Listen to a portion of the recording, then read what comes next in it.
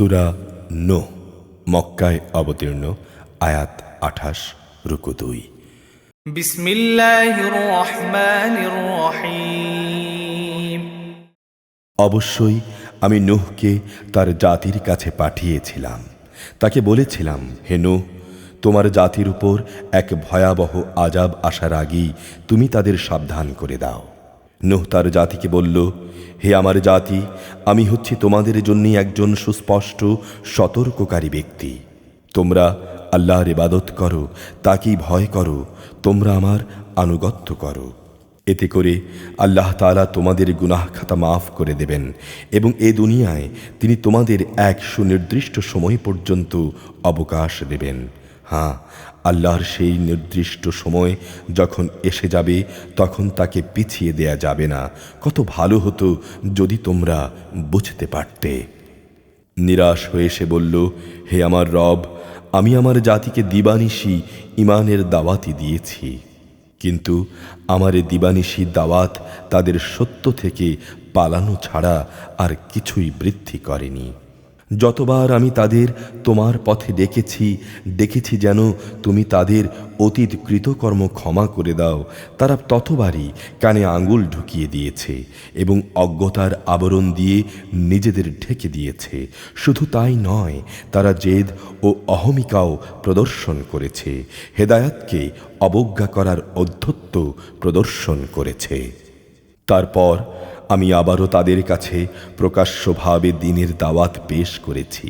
তাদের জন্য আমি দ্বীনের প্রকাশ্য ঘোষণা দিয়েছি। আমি চুপে চুপেও তাদের কাছে দ্বীনের দাওয়াত পেশ করেছি। পরন্তু আমি তাদের বলেছি, তোমরা তোমাদের মালিকের দুয়ারে নিজেদের অপরাধের জন্য ক্ষমা প্রার্থনা করো, নিঃসন্দেহে তিনি অত্যন্ত ক্ষমাশীল। তদুপরি তিনি তোমাদের উপর আকাশ থেকে অঝোর বৃষ্টিধারা বর্ষণ করবেন। ধন সম্পদ ও সন্তান সন্ততি দিয়ে তিনি তোমাদের সাহায্য করবেন। তিনি তোমাদের জন্য বাগ বাগিচা ও উদ্যানমালা স্থাপন করবেন। বিরান ভূমিতে তিনি নদী নালা প্রবাহিত করবেন। এ কি হলো তোমাদের? তোমরা কি আল্লাহ তাআলার কাছ থেকে মান মর্যাদা পাওয়ার আশা করো না? অথচ তিনি পর্যায়ক্রমে তোমাদের মানুষ বানিয়েছেন। তোমরা কি দেখতে পাও না কিভাবে আল্লাহ তাআলা 7 আসমান বানিয়ে স্তরে স্তরে তাকে সাজিয়ে রেখেছেন এবং কিভাবে এর মাঝে তিনি চাঁদকে আলো ও সূর্যকে প্রদীপ বানিয়েছেন। আল্লাহ তাআলাই তোমাদের একটি বিশেষ পদ্ধতিতে মাটি থেকে উদ্গত করেছেন। আবার তিনি তোমাদের তার মাঝেই ফিরিয়ে নেবেন এবং তা থেকেই একদিন তিনি তোমাদের বের করে আনবেন। আল্লাহ তাআলা তোমাদের জন্য জমিনকে বিছানার মতো সমতল করে বানিয়েছেন, যাতে করে তোমরা এর উন্মুক্ত ও প্রশস্ত পথ ধরে চলাফেরা করতে পারো। নূহ বলল, হে আমার রব, আমার জাতির লোকেরা আমার বিরুদ্ধাচারণ করেছে। তারা এমন কিছু লোকের অনুসরণ করেছে যাদের ধন সম্পদ ও সন্তান সন্ততি তাদের বিনাশ ছাড়া অন্য কিছুই বৃদ্ধি করেনি। তারা সত্যের বিরুদ্ধে সাংঘাতিক ধরনের ষড়যন্ত্র করেছে। তারা বলে, তোমরা তোমাদের দেবতাদের কোনো অবস্থায় পরিত্যাগ করো না। ওয়াদ সুয়া নামক দেবতাদের উপাসনা কিছুতেই ছেড়ে দিও না।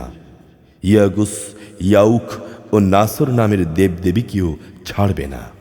হে মালিক, এরা অনেককেই পথভ্রষ্ট করেছে।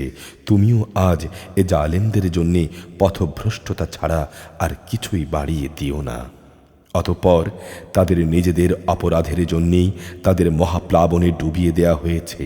পরকালেও তাদের জাহান্নামের কঠিন অনলে প্রবেশ করানো হবে। এই অবস্থায় তারা আল্লাহ তাআলা ব্যতীত অন্য কাউকেই সাহায্যকারী হিসেবে পাবে না।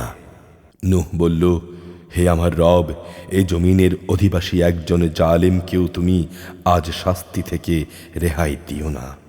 আজ যদি তুমি এদের শাস্তি থেকে রেহাই দাও, তাহলে এরা পুনরায় তোমার বান্দাদের পথভ্রষ্ট করবে। শুধু তাই নয়, এরা ভবিষ্যতেও দুরাচার পাপী কাফের ছাড়া কাউকেই জন্ম দেবে না। হে আমার রব, তুমি আমাকে, আমার পিতামাতাকে তোমার উপর ঈমান এনে যারা আমার সাথে ঈমানের এই ঘরে আশ্রয় নিয়েছে এমন সব ঈমানদার পুরুষ ও মহিলাদের ক্ষমা করে দাও। জালেমদের জন্যে চূড়ান্ত ধ্বংস ছাড়া কিছুই তুমি বৃদ্ধি করো না।